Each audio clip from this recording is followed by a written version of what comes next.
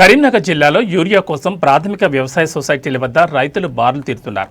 గత 10 రోజుల నుంచి యూరియా కోసం రైతులు నానా కష్టాలు పడుతున్నారు. తాజాగా సైదాపూర్ విశాల సహకార పరపతి సంఘం గోదాం వద్ద యూరియా స్టాక్ వచ్చిందన్న సమాచారం తెలుసుకున్న రైతులు ఉదయం నుంచి యూరియా కోసం బారులు తీరారు.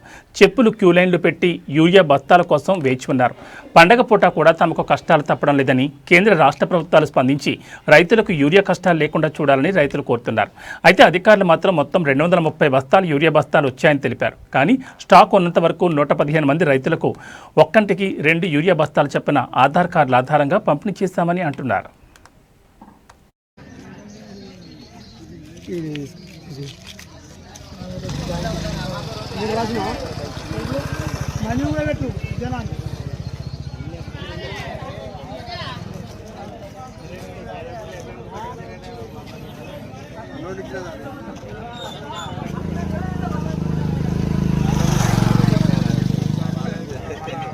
historia.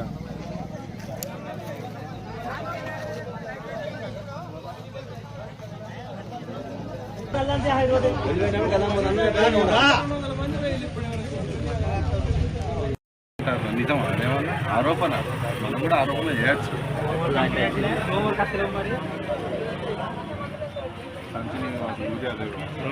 మన రాజ్యం అయితే